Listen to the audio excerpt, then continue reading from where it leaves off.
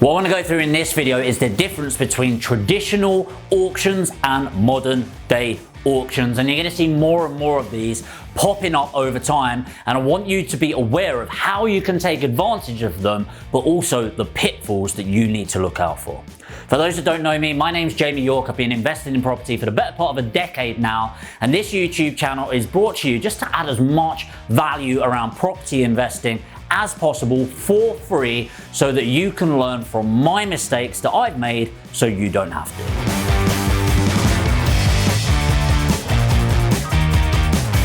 So with traditional auctions, what we find is something like this. So first of all, they have a double dip strategy, which is a bit cheeky in the industry because typically you either charge the buyer or the seller, but a lot of auctions, they actually charge the seller and the buyer, and it's not that much different from modern auction, but there are some differences. So first of all, as a buyer, you need to do all of your research before actually going to the auction. You need to look over the contracts, do your research, have a look at the valuation of the property to make sure you feel comfortable. Then you register your details, give proof of funds, you turn up the auction, which is either done online, a lot at the moment obviously, or in the room, and then they've got a guy at the front or a girl at the front going something like that. Anyway, you have a paddle, whoop, whoop, whoop, whoop. Yours goes up last, boom, you've got it. As soon as the hammer goes down, you've exchanged on the property, and then you have 28 days to complete. Now the benefit to you, pretty obvious, you've got a property guaranteed unless you screw something up. The downside to you is you cannot pull out of that property. You are legally bound to buy that property. You can pull out, but don't do it, basically. The vendor, the great thing for them is that they are getting a guaranteed sale from that if the hammer goes down. The downside is they're risking quite a lot. You know, they could be selling it for a lot less than they could achieve on the open market. And the only other thing to be aware of is that you, as the buyer, will be paying a 10% deposit typically when the hammer goes down, and it is completely non-refundable. It's based on the exchange and released to the auction house and then the vendor. So let's move on to modern auctions. How are they different and why is it important to you? Well, auction houses, what makes an auction house actually isn't that relevant. It's more of a brand of an auction house and they have certain criteria around them. But modern auctions are slightly different. So what happens is an estate agent, usually a local estate agent, is nominated. They obviously have to have this service available to act as an online auction by the vendor to generate as much interest in the property as possible. Then what happens is all interested buyers submit a bid, and this can be over any real duration. It can be a couple of months, but it is dictated by the vendor, who in this situation sets pretty much all of the rules. So what you need to do when you submit a bid is you need to have your proof of ID, proof of address, the usual compliance list that you're going to use, the solicitor that you're going to use on the property, and of course your proof of funds for the deposit. Remember, with a traditional auction, you kind of need to make sure that all of your money is there, but there's a slight difference with modern auction, which we'll get to in a moment. But you need to be ready to register your bid if you are an interested buyer, and then at the end of the auction time frame, which as I said could be a month, could be a week, it's dictated by the vendor, could be 48 hours if they want a quick one. And just bear in mind that if you do submit a bid, I wouldn't go in with your full and final, because sometimes it won't get there. Put in a decent offer though. If you just put in a silly offer, then it's just going to get rejected. And remember, the vendor makes all the rules, so they get to dictate something called the reserve price. The reserve price of a property is the minimum amount that the vendor is willing to take. Now, what you can do as a vendor, i.e. somebody selling a property in a traditional auction, is you can change that reserve price at any point up until the auction starts. Okay, a lot of people think you can't, but you can. Okay, it's just really poor form.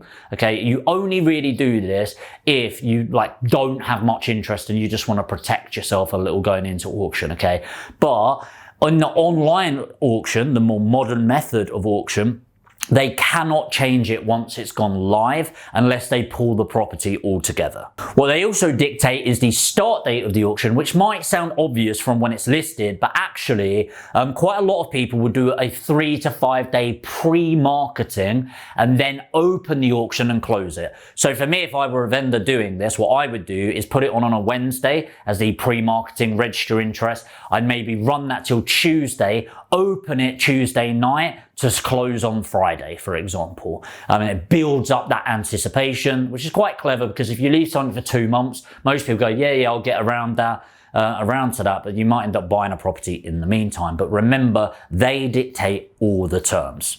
Now, here's where it gets a bit iffy, where there's pros and cons around this. Remember, traditional auction, typically you exchange at the fall of the hammer, and you give 10%, and you've got 28 days to complete the property. With modern method auction, you don't exchange at all. Okay, when you are the successful bid, you typically pay a non-refundable reservation fee of up to, and most of them are this, 5%. Now, this is where the small print comes in that most of you are not aware of until it's too late.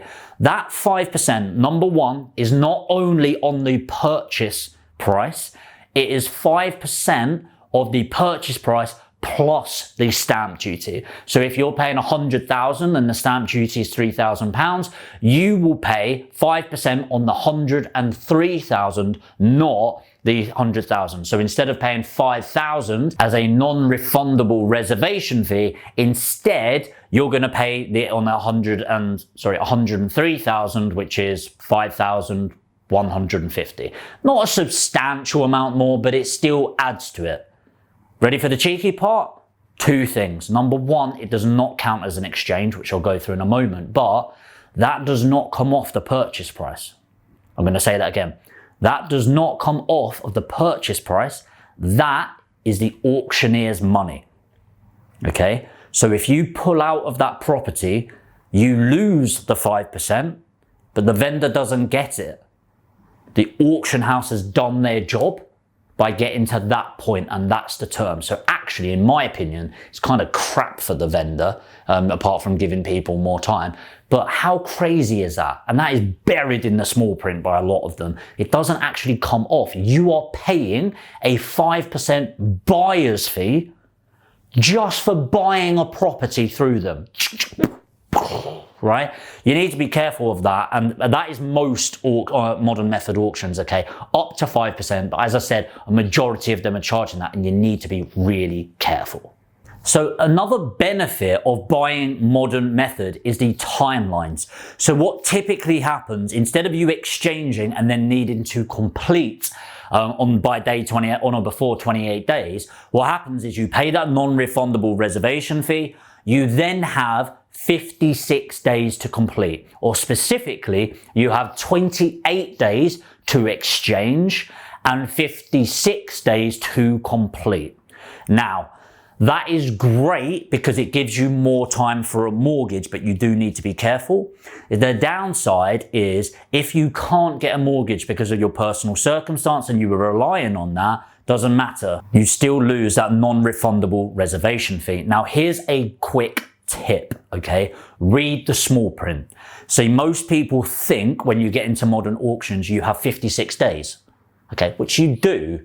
But what's really important is the exchange date. Now, if it says you have 20 days to exchange, remember, if you do not have cash funds ready to buy this property and you're relying on a mortgage, your solicitor cannot legally exchange on the property unless they know for a fact that you have the money lined up for completion. Otherwise, they are willingly, contractually obliging you to a purchase when they know you cannot afford it in the current situation. That is really important because if the small print says you have 28 days to exchange, otherwise the vendor has the right to pull the property, or the auction house has the right to pull the property, you could get to day 30 knowing that the mortgage isn't ready yet, which is likely at the moment if you've not pushed that mortgage offer and the survey, etc. and then you can lose your non-refundable deposit just from a mortgage broker or the company going a bit slow. Be careful. So there we have it. It's just a short video really, but I really think it's important having that. Now, I am going to do more around auctions in general, and obviously I gave a bit of preamble around that, but you really need to understand the pros and cons. The pros for you is if there's anything wrong with your finances or anything like that, then you're not going to get sued. Essentially, you can pull out with no legal obligation to you and you're not losing 10%. However, you are still losing 5%. You also need to be careful that 5% does not come off the property. So make sure you read the small print with modern auctions. Understand, is there the buyer's fee? Who's paying that? How much is it? Do you pay it straight away? Do you pay it on exchange? Understand that 56 days to complete does not mean 56 days to exchange. Often it's 28, and you need to be aware of these things. So the benefit for you is that it's not tying you in legally. That's the downside to the vendor. But my opinion is that most people don't understand these obligations and are really shooting themselves in the foot. I really do hope you've watched this video before you've gone into this and making sure you're protected, because this is one of those things where I'd love for you to learn from, not my mistakes in this case, my education, so you don't need to go out there and make these costly mistakes, especially if you're somebody watching this channel and utilizing OPM, other people's money. You don't want to be having that difficult conversation going, I'm actually $5,000 short on the purchase and underestimated the cash needed.